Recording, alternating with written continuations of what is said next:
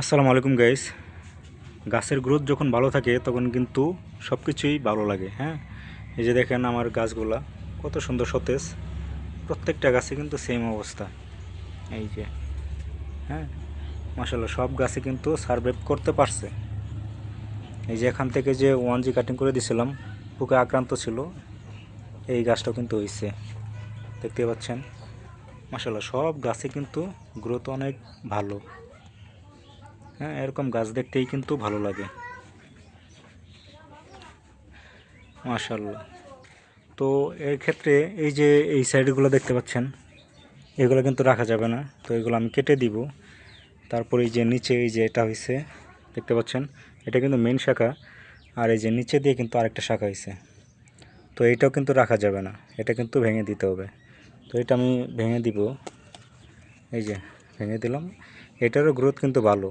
হ্যাঁ, এটা রাখলাম না কারণ কি জন্য, এখান থেকে অনেক শাখা হয়েছে, এই যে একটা দুইটা তিনটা, এখান থেকে এই যে দেখতে পাচ্ছেন।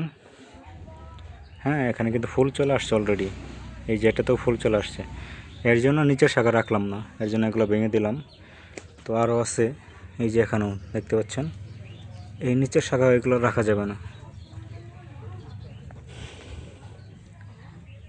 এই যে এটাও মোটামুটি ভালো বড় হয়েছে, এটাও কেটে দিব। দেখছেন, মানে একটা বেগুন গাছ সম্পূর্ণ একটা বেগুন চারা, আলাদা চারার মতো লাগতেছে, তাই না? গ্রোথ ভালো থাকলে আপনার নিচে থেকে যে শাখাগুলো হয় এগুলো কিন্তু মাশাআল্লাহ অনেক একটা গাছের মতোই দেখা যায়। তো এটা মায়া করলে হবে না, মায়া করলে কিন্তু আপনার গাছের গ্রোথ কমে যাবে। এর জন্য আমি এই নিচের শাখাগুলো এগুলো এইভাবে ভেঙে দিচ্ছি, যাতে উপরে যাতে গ্রোথ ভালো থাকে, এর জন্য এই কাজটা করা। তো আপনার যেগুলো নিচে শাখা থাকবে এগুলো ভেঙে দিবেন গাছের গ্রোথ ভালো রাখার জন্য। তো আমি তাই করি, এই দেখতে পাচ্ছেন, এটাতেও ভেঙে দিছি, এটাতেও ভেঙে দিছি, এটাতেও। তো এই যে এটা দেখেন কয়টা শাখা হয়েছে, একটা দুইটা তিনটা। এই তিনটা শাখা আমি ভাঙবো না, কারণ যেহেতু এই গাছটা একদম ছোট, দেখেন গাছটা দেখাই, গাছটা কিন্তু একদম ছোট।